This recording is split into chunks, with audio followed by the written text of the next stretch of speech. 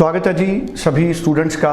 एक बार फिर हाजिर हैं लैंडमार्क इमिग्रेशन के एक ख़ास प्रोग्राम के साथ। स्टूडेंट्स काफ़ी कन्फ्यूज़न में है। कनाडा से इस तरीके की खबरें आ रही हैं कि इंटरव्यूज़ आ रहे हैं। अब इसके पीछे सच क्या है?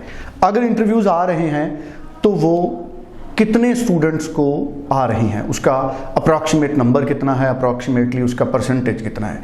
क्योंकि कनाडा में जिस हिसाब से फाइल्स लगी हैं ऐसा संभव नहीं है कि हर स्टूडेंट का इंटरव्यू हो। इंटरव्यू का रीज़न क्या है? कनाडा ने कभी भी स्टूडेंट्स की इंटरव्यू पिछले वक्त में नहीं ली। बहुत रेयर केस हो तो वो इंटरव्यू के लिए स्टूडेंट्स को बुलाते हैं। लेकिन अब ऐसा क्या हुआ कि अगर कुछ सिलेक्टेड स्टूडेंट्स की इंटरव्यू आ रही है तो उसका रीज़न क्या है, ये हम जानने और समझने की कोशिश करेंगे।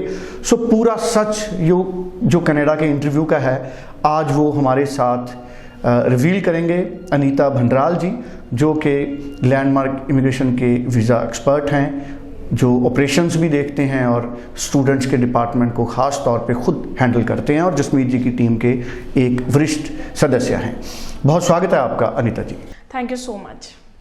अनीता जी, सच क्या है पूरा? कनाडा की जो इंटरव्यू की बात चल रही है उसमें सच्चाई कितनी है? क्या इंटरव्यू है?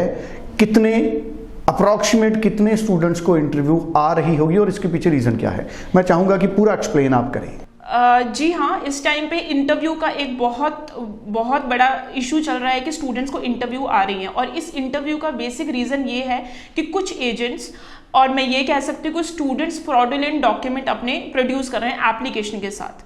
सो इस बेसिक में क्या हो रहा है कि इन लोगों को स्टूडेंट्स को इंटरव्यू आ रही है। तो मेरी ये रेकमेंडेशन है, जिन भी स्टूडेंट्स के अभी वीज़ा डिसीजन पेंडिंग है, जिनके अभी वीज़ाज नहीं आए हैं, आप अपनी जीसी की लॉगिन डिटेल को बार बार चेक करते रहिए। और वहाँ पे एक अगर आपको इवेंट शेड्यूल करके आपको एक टेम्पलेट आता है तो दैट मीन्स आपका इंटरव्यू है and that is in person. आपको पता होना चाहिए आप कौन से कोर्स में जा रहे हो, कौन से डॉक्यूमेंट आपने प्रोड्यूस किए हैं। सो इसमें घबराने वाली कोई बात नहीं है। If you are genuine then there is no problem at all. बिल्कुल ठीक है। सो जैसे अनीता जी ने बताया, अगर नोटिफिकेशन है तो उसका रीज़न एक इंटरव्यू भी हो सकता है। उसके अलावा भी कई तरह के नोटिफिकेशन आते हैं और किसी भी आप जो जेन्युइन कंसल्टेंट है, अगर आपकी फ़ाइल जेन्युइन कंसल्टेंट के ज़रिए आपने प्रोसीड की है तो मुझे लगता है फिर इतनी घबराने की बात नहीं है। क्योंकि जो ऑर्गेनाइज्ड कंपनी है या ऑर्गेनाइज्ड कंसल्टेंट है वो लगातार इस चीज़ को मॉनिटर करते हैं। अनीता जी, लैंडमार्क इमिग्रेशन में क्या आप लोगों की लगातार नज़र रहती है जो स्टूडेंट्स के जीसी पोर्टल हैं उन पे? जी हाँ, हमारे पास डेडिकेटेड टीम है जो कि जीसी की पोर्टल, जब से ये इंटरव्यू की, वैसे हमारा ऑलरेडी एक सेट पैटर्न है कि we use to check the GC की portal on regular basis. But जब से ये नोटिफिकेशन आई है we have the dedicated team member जिनकी वीज़ा फाइल अभी हाई कमीशन में है। वो टीम बार बार चेक कर रही है सो दैट इस तरह का कोई एक इंटरव्यू तो नहीं है। बट अभी तक हमारे किसी भी स्टूडेंट का ऐसा कोई इंटरव्यू नहीं आया है एंड आई एम होपिंग कि इस तरह से आए भी ना। अगर आए तो इसमें घबराने वाली कोई बात नहीं है।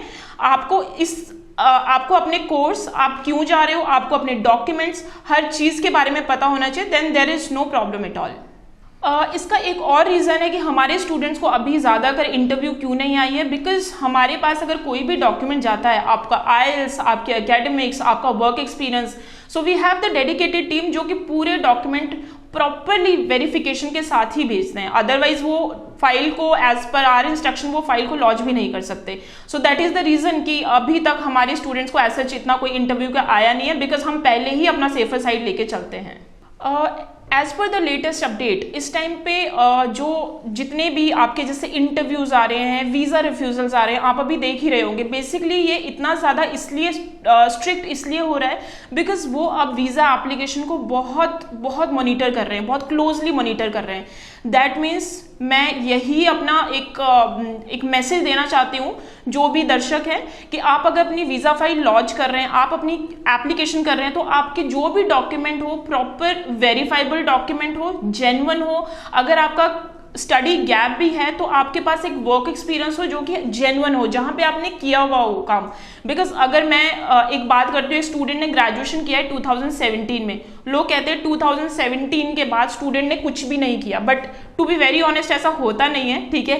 किसी ने कहीं जगह पे 1 महीना काम किया है या 5-6 महीने काम किए, एक वो ब्रेक्स में भी होता है, तो देर इज नो वरी। अब ऐसा नहीं है कि आप ये कि 3 से 4 साल का एक्सपीरियंस इकट्ठा बनवा के वो अगेन आपका फेक में कंसीडर होगा। जो आपने किया है वो आप प्रॉपर डॉक्यूमेंटेशन लगा दीजिए, ठीक है। एक वो कहने में भी आता है कि झूठ अगर बोलोगे ना, उसको आप घुमा घुमा के आपको उसको एक्सप्लेन करना पड़ेगा, लेकिन जो सच होगा वो भले ब्रेक्स में भी होगा, टुकड़ों में भी होगा, लेकिन सच सच है। आपका कोई भी डॉक्यूमेंट है वो जेन्युइन ही होना चाहिए। Thank you so much Anita ji. So हमारे साथ अनीता भंडराल थे जो कि लैंडमार्क इमिग्रेशन के एक्सपर्ट हैं। बड़ी करेक्ट इन्फॉर्मेशन मुझे लगता है इन्होंने हमारे साथ शेयर की है, और स्टूडेंट को हमेशा ही लैंडमार्क इमिग्रेशन की तरफ से इसी तरह से गाइड किया जाता है। जसमीत भाटिया जी का भी हमेशा यही एफर्ट रहता है कि ज़्यादा से ज़्यादा स्टूडेंट्स को गाइड किया जाए, और लैंडमार्क इमिग्रेशन का जो सक्सेस रेट है बहुत ज़्यादा हाई है।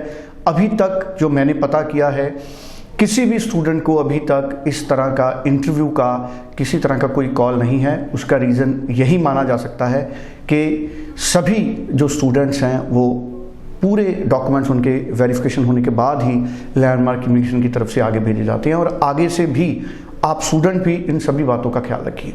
अगर आपको मई इनटेक में अप्लाई करना है, सितंबर में अप्लाई करना है, तो आप तुरंत 90413 90412 पे बात कीजिए, पर्सनली एक बार मिलिए और जेन्युइन तरीके से अपनी फाइल प्रोसीड कीजिए, क्योंकि आने वाले वक्त में कनाडा में जो कनाडा की इमिग्रेशन है काफ़ी ज़्यादा स्ट्रिक्ट हो रही है, और जो कंसल्टेंट डायरेक्ट रिप्रेजेंट करते हैं कॉलेजेस को, यूनिवर्सिटीज़ को, उनको प्रेफरेंस मिलेगी आने वाले वक्त में, मुझे ये लगता है।